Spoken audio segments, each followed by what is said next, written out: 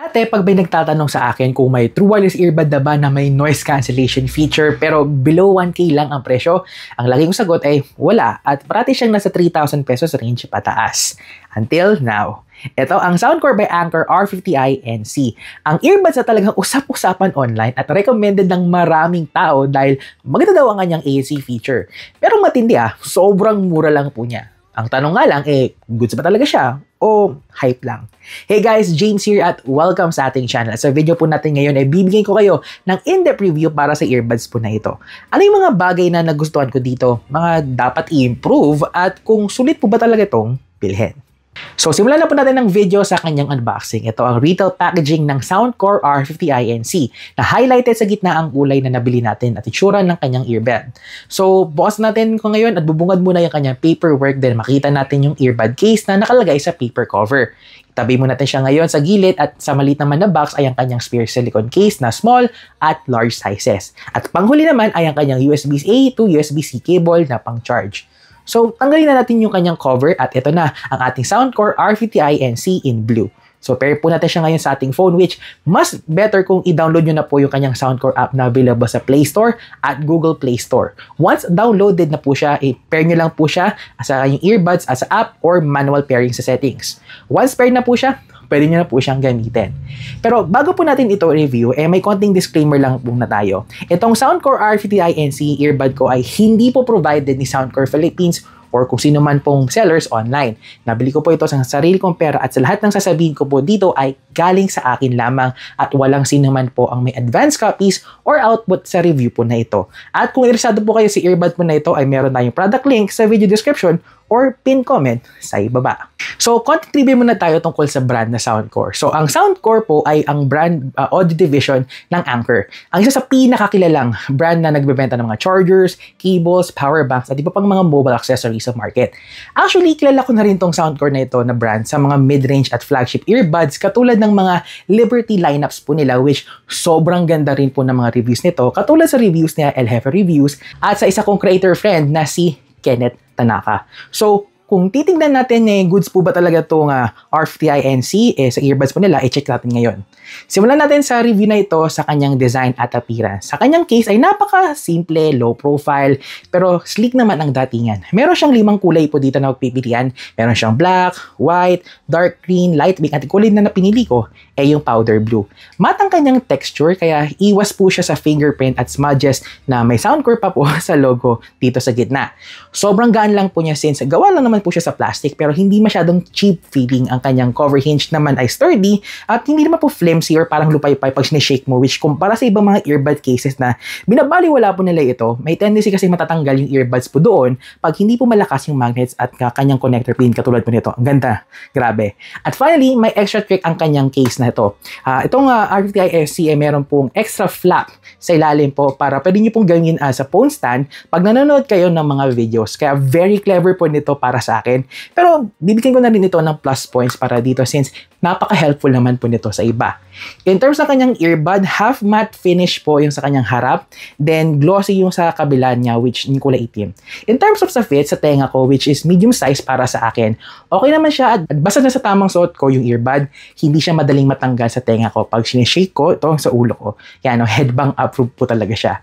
Medyo in between lang po ako sa overall design ng earbuds niya which is medyo cheap looking pero hindi na ako magrereklamo pa ng malala since mura lang naman po ito.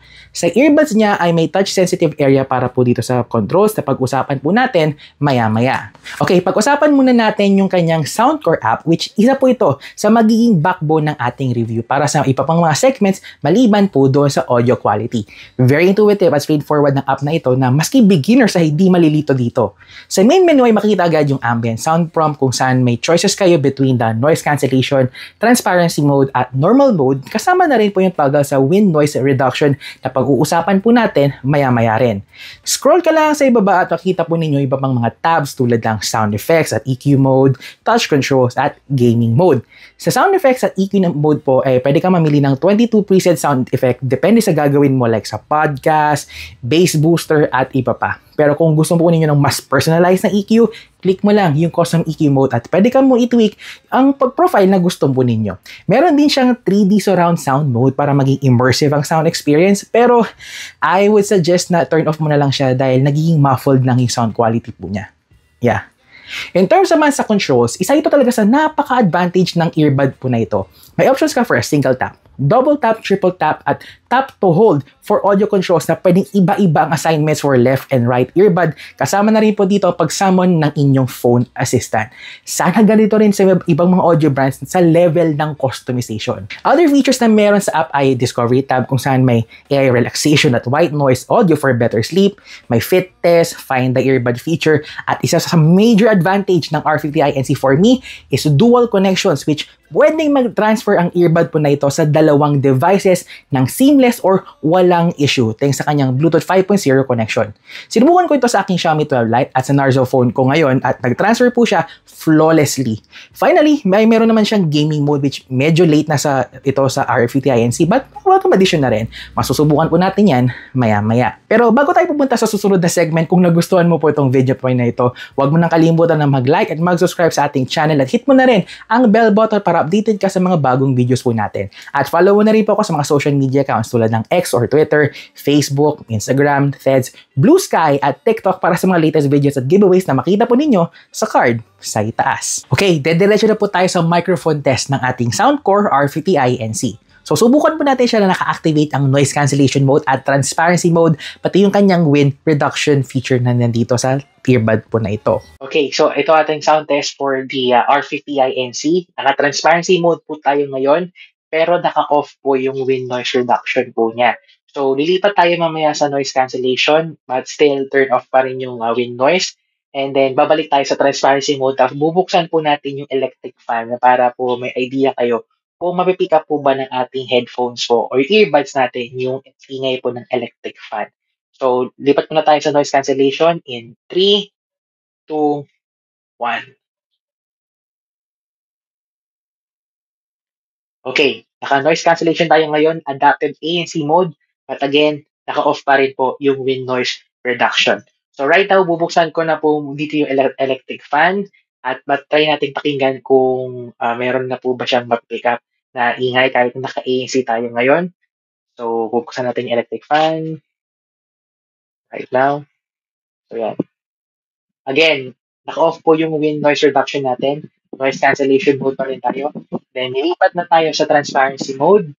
In 3, 2, 1.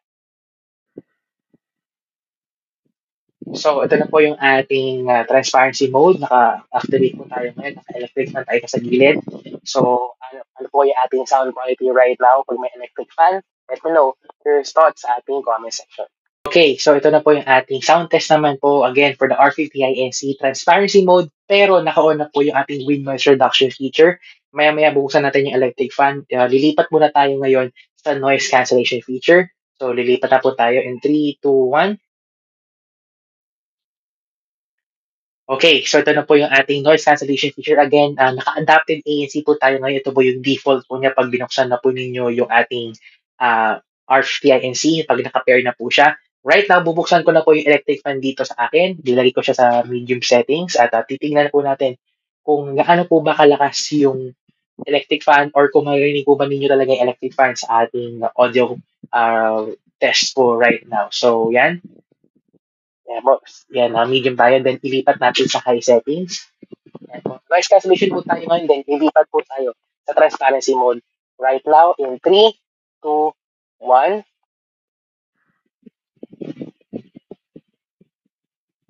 And yun na po, naka-transparency mode tayo but again, naka-wind noise reduction turn on tayo ngayon. So again, ano po ba yung ating sound quality right now? Let me know po sa ating comment section. Right, so naka-ano po tayo ngayon, mic test para sa Soundcore R50i NC.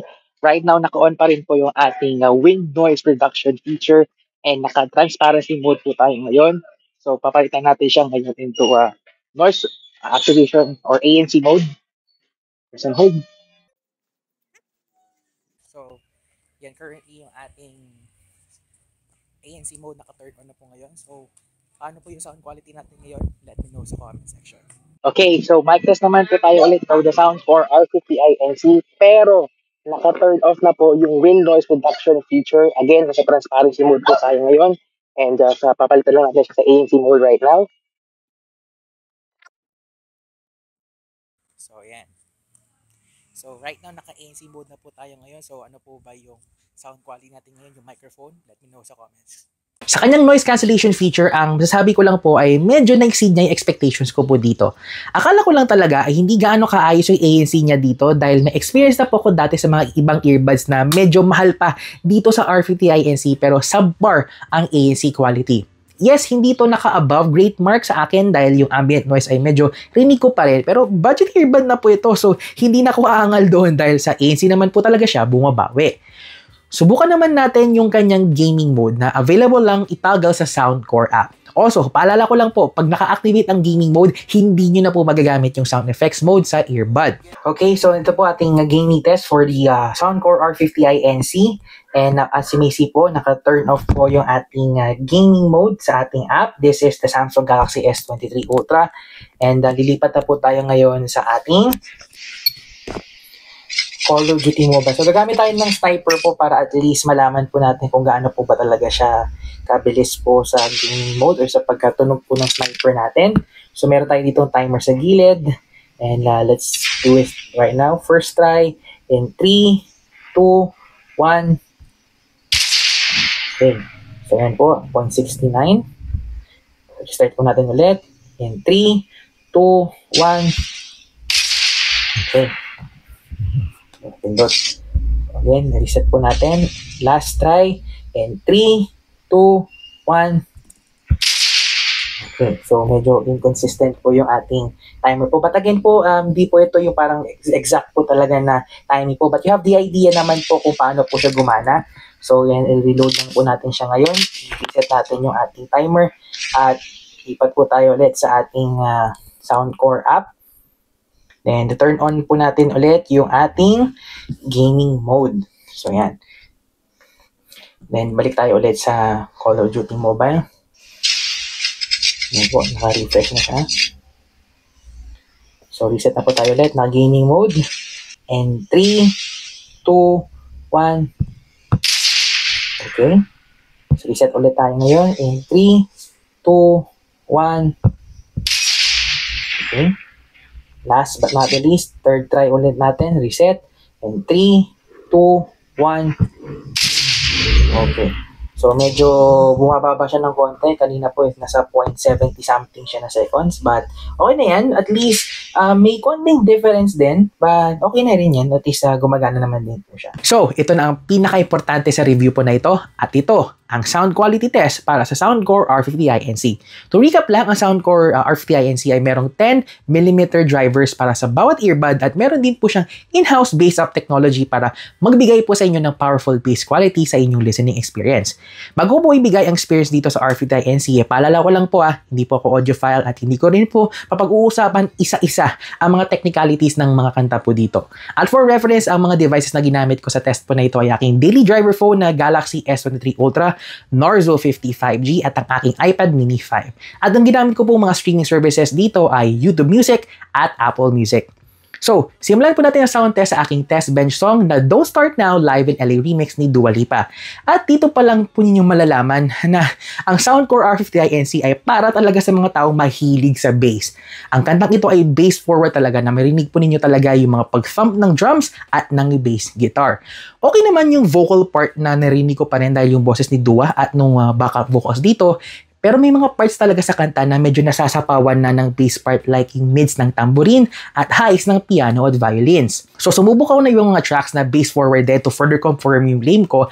Like yung kanta ni Tate McRae na Sports Car, talagang bubungad yung bass part pag pinakinggan mo siya dito. Pati rin yung sa kanta ni Kendrick Lamar na Not Like Us, talagang pump yung bass, which is yung mga small details sa kanta nito, hindi mo na mamalayan na meron pala doon sa simula at sa pool.